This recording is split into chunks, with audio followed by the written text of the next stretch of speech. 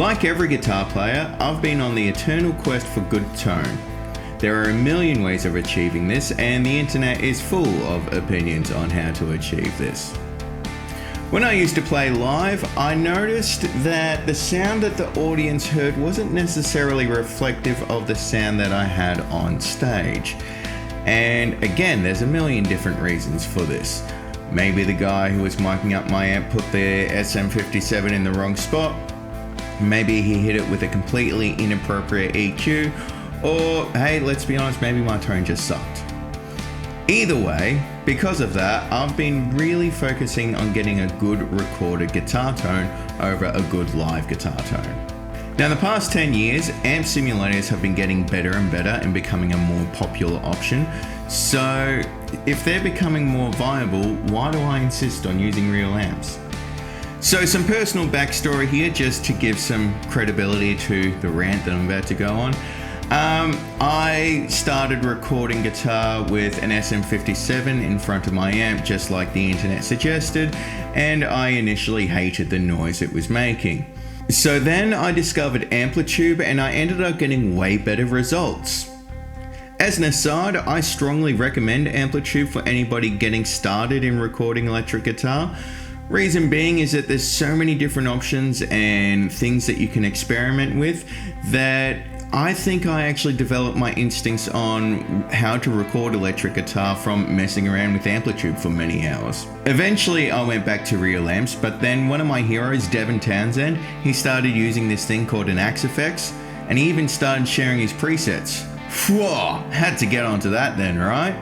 So the Axe-FX has pretty much any amp you could ever possibly want in it, and you can record everything DI by plugging straight into the front of it. It's significantly more convenient and quieter than recording a real screaming guitar amp. So before we get too deep here, I just want to sort of explain how guitar amp modeling works. The following explanation is true if you're using a hardware unit like an Axe-FX, a Kemper, a Neural DSP or whatever, and it also applies if you're using plugins. First of all, obviously you start off with your guitar, and then you plug your guitar either into your interface, a DI box, or the hardware unit. The amplifier is modeled either using the hardware unit or a plugin, and that modeling is applied to the DI signal that you've just put in. After the amplified sound has been applied to your DI, it is then sent out into a cabinet simulator, which is also known as an IR. Now, an IR is effectively the EQ curve of a microphone which is sitting in front of a particular guitar cab. Which makes total sense because anytime you've heard a recorded guitar sound, you've heard the sound of a microphone sitting in front of a cab. Now that signal is then passed out to whatever you are using at the time. So if you're plugging your Axe-FX straight to a PA, the sound then comes out the PA speakers. If you're using a plugin or you're running your Axe-FX DI into like an interface or something like that, your sound is then going to come out of your studio monitors. So that means the sound that comes out is coming out of, whatever speakers you've got them plugged into, rather than the big hulking 4x12 sitting behind you. So that means on the virtual amp, you can crank the volume to 10 and get like that full tube saturated thing like what plexis are very famous for. But the sound that comes out your speakers can be totally fine bedroom level. That's a pretty useful thing because if you've ever played a plexi at proper volume, my god, those things are loud. I mean, look, I've got a lot of loud amps, and to be honest, yeah, Marshalls have still been the loudest amp I've ever heard. So this seems like a really convenient, easy, and ideal solution. So why doesn't everybody do this? First of all, I do want to acknowledge that a lot of people do this, that their recorded guitar sound is a plugin or an Axe-FX or something like that, and they get fantastic results. So preemptively, before I go into this rant, I want to acknowledge that there are some amazing sounds made out of plugins and Axe-FXs and stuff like that. I'm not saying they're not viable, I'm just saying why I prefer real amps. So the first thing that we should do is check the accuracy of the modeled amp versus the real thing. I'll record a DI, well, I'll use the same one from the pedal demos, and I will send that DI into my Überschall, and I'll also send that same DI into the Axe-FX.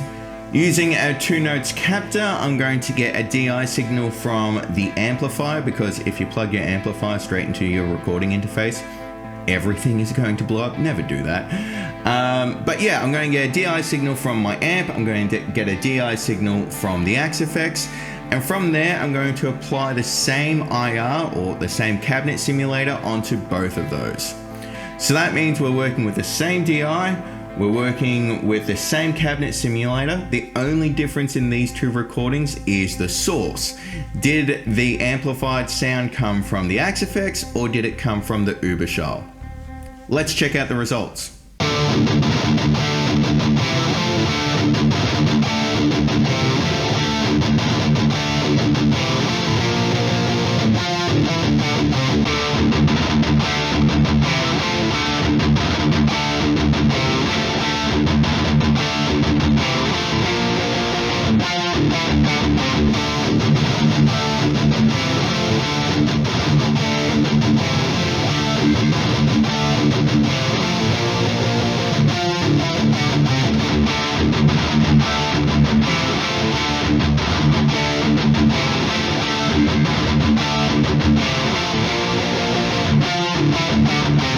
It's pretty similar, isn't it? I'm not going to say it's one-to-one, but at the same time, I'm pretty certain with some imagination, you could imagine what you would need to tweak to get one sound to sound the same as the other, right? And the other question is if you didn't know that one of those two guitar sounds was an Axe-FX and that the other one was a real amp, would you have sat there and gone, these are clearly fake amps? Probably not, especially not in a mix when it's like covered up with bass and drums and some vocalist screaming on top. It's, you know, going to be pretty much identical in a mix, realistically speaking. I mean, if you want evidence of this, JHS have been using a Kemper for, well, they didn't even tell us how long they've actually been running the Kemper for. Yeah, nobody noticed and nobody complained about their demos. So if the quality of the results is comparable, why am I still using the real amps rather than the Axe-FX?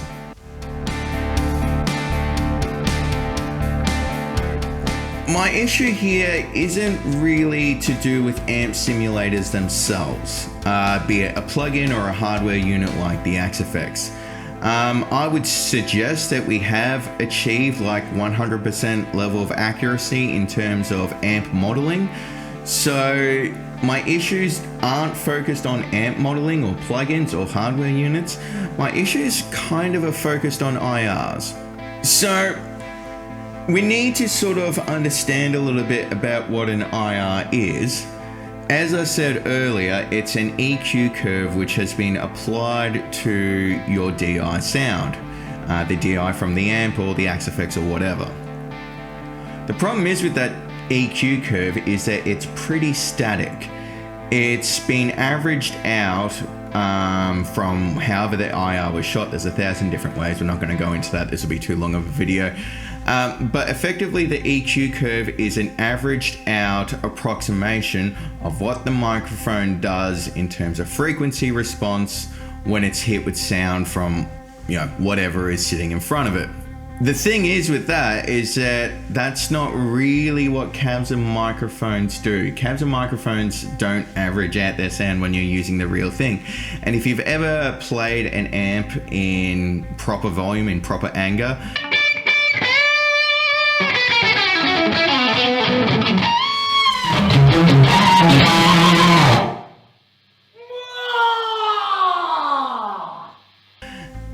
you would know that a cab responds differently to how and where you're playing it. If you're down low and you're chugging really heavy, you can often get the cab to flex and move and stuff like that, which gives a different frequency response to if you're playing something clean or if you're playing some, you know, twiddly bits really high up the neck. Likewise, if you are playing twiddly bits really high up the neck, that often gives a different frequency response to when you're chugging down really low. So the averaged out EQ curve isn't really that accurate. I'm going to acknowledge that 75% of the time it's going to work fine, and 95% of the time you probably won't notice the difference whatsoever. But audio engineering is a game of inches, and you need to be aware of what inches you are sacrificing, and that averaged out EQ curve, that is a couple of inches that you're losing there.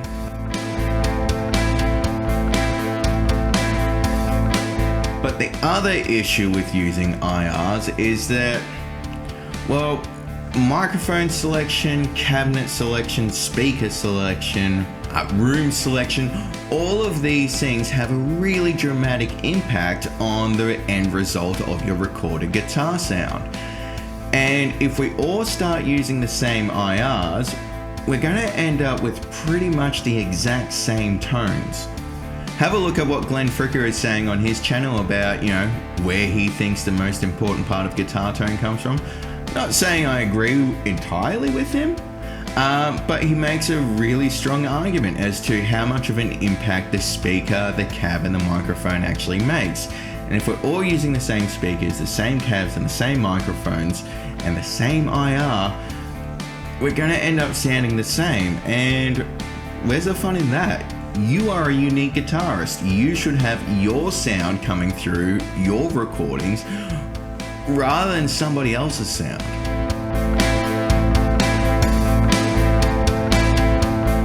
The next problem I have with using amp simulators or plugins is that you're inherently working with a DI signal. Now, there's nothing wrong with using a DI. DIs are one of the most useful things on the planet. And I also think that all of the clean guitars on Pink Floyd The Wall, I'm pretty certain that all of them are just straight DI sounds. So there's nothing wrong with DIs, but DIs do have a certain feel to them. They have a certain thumbprint in terms of how they sound and how they feel, that if you've spent a lot of time using DIs, you can't not notice when a DI has been used.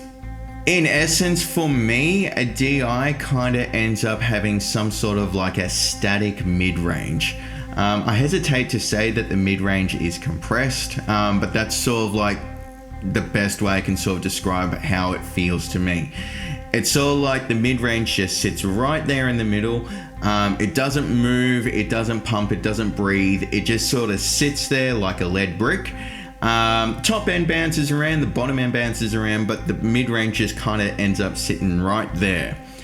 And when you get used to hearing and feeling that generally is how I can tell in a recording if it was a real amp or if it was an amp simulator. Sylvia Massey and plenty of other producers have commonly said that you've done it right when you push up the faders and it sounds like it's been mixed already, like everything is already sitting in the right spot. I've never really had that happen to me with DIs. I've never had that happen to me when I've been using IRs or cab sims or anything like that. And again, I'm going to blame the DI feel of everything, that it just doesn't sit right in a mix, and then you need to work a lot harder to make it sit right.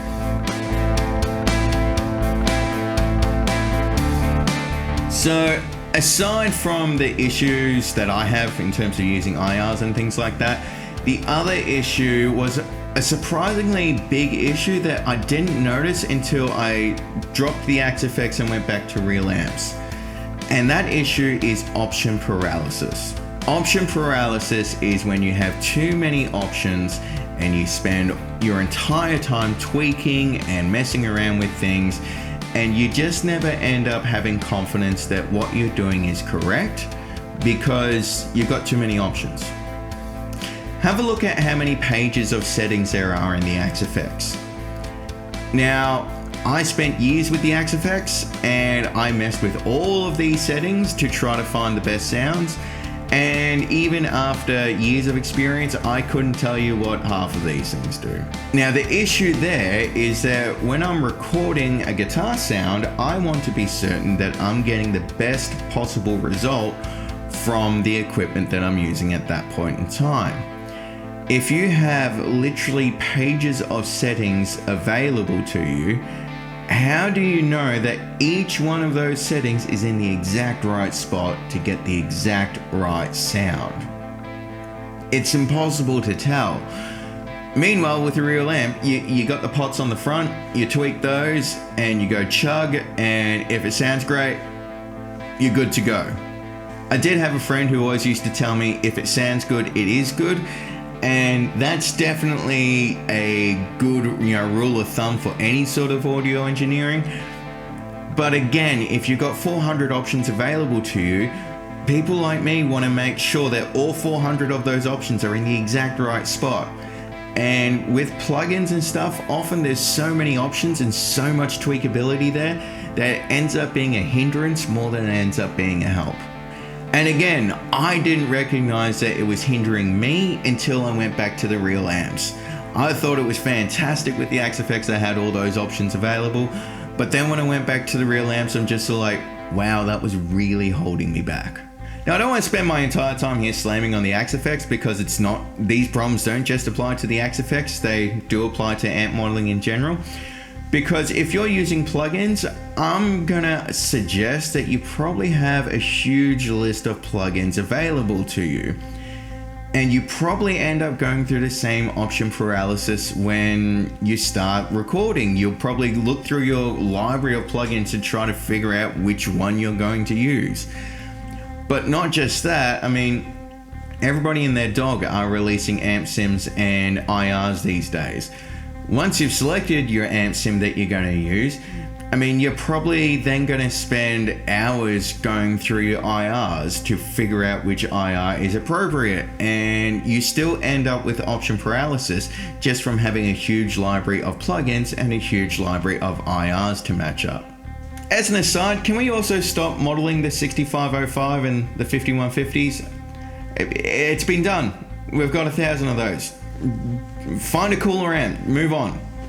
As a contrast, since I'm using real amps, I mean, my methodology is that I figure out which amp is going to be suitable for the job. I plug into the amp, I plug the amp into a cab, I hit an A chord, and if it sounds great, we're good to go. I haven't spent hours scrolling through plugins, I haven't spent hours scrolling through IRs. I've just worked with the actual thing in their room, and that gives me the confidence to know it's the right sound.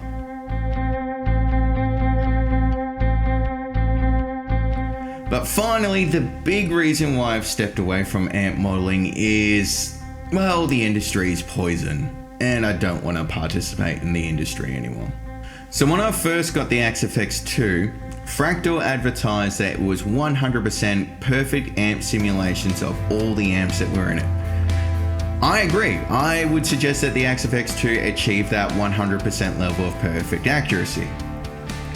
Now, even though it had 100% perfect accuracy, Fractal kept releasing all these firmware updates that supposedly improved the accuracy on something that they had already achieved 100% perfect accuracy for. Right. But not just that, after a few years they've released the Axe-FX 3, and that automatically mentally suggests to you that the Axe-FX 3 is going to be more accurate and sounds better than the Axe-FX 2, which was already 100% accurate and sounded great. How does that work? And let's not forget that the Axe-FX 2 supposedly sounds way better than the Axe-FX Ultra, but now the Axe-FX Ultra is going to be regarded as hot garbage compared to the Axe-FX 3. Do you see where I'm going with this? We're starting to enter that digital thing of incremental updates, which end up taking a lot more money from you without necessarily giving you significantly better results. Now, aside from the cost of purchase in terms of buying the newest updates and like buying the Axe-FX 3 and so on and so forth, it's worthwhile discussing resale here. Now, I bought my Ubershell secondhand from a mate, clearly one of the best mates I've ever had if he sold me an Ubershell.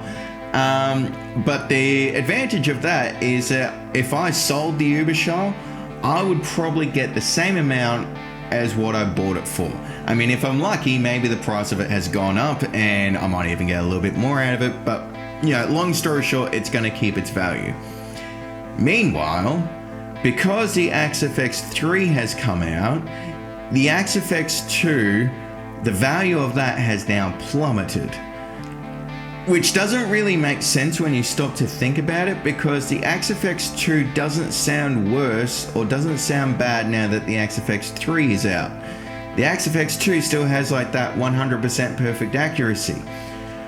So it doesn't make any sense that the Axe-FX 2 is now like half the price of what the resale was, just because the Axe-FX 3 is out.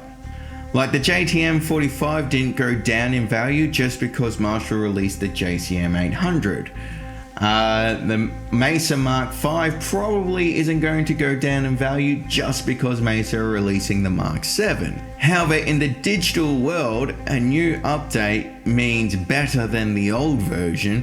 So that means that the newest version is always going to be the most valuable, and the previous versions are always going to be significantly lower in value. And in practical terms, that just doesn't really make sense.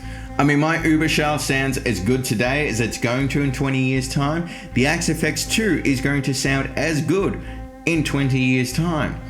But in 20 years time, we'll probably be up to like the Axe-FX, 6 or 7.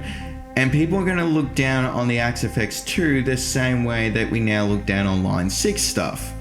So effectively, if you're on the modeling train, you've now entered into the world of incremental updates, some of which, let's be honest, are going to be placebos rather than an actual update, and slowly pushing old things obsolete.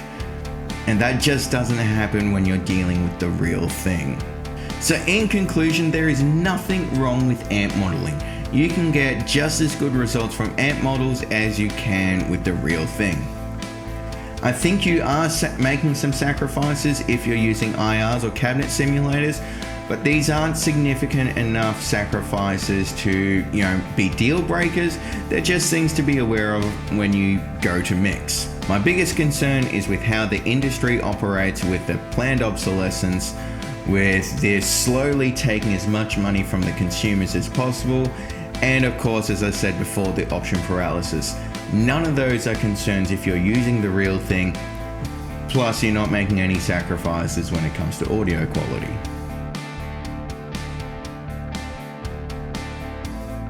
As a heads up for anybody using modelers, just one last quick experiment. If you've constructed your sound using like a certain patch on an Axe-FX or a Kemper or whatever, and like that's your sound, fantastic.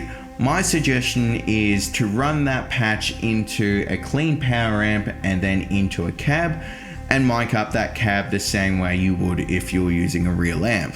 Suddenly you're using real cabs and real mics, and all those concerns I had with using DIs and IRs, they're all gone out the window, and I'm guaranteeing you're going to get a fantastic result by running it into a real cab with real microphones.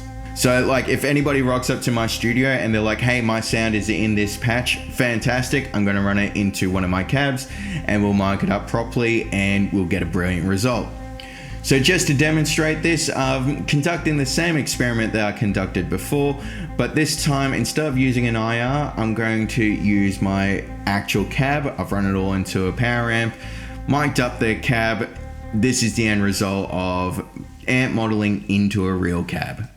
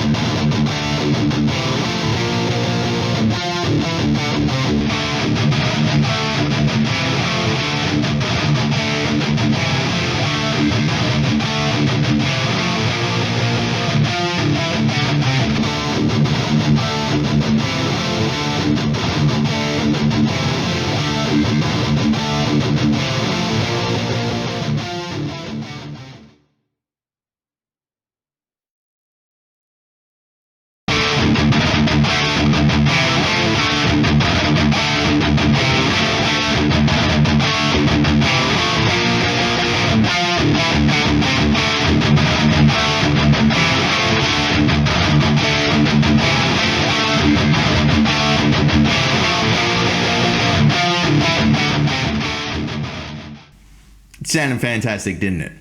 Look, cabs and mics are the best. End of story.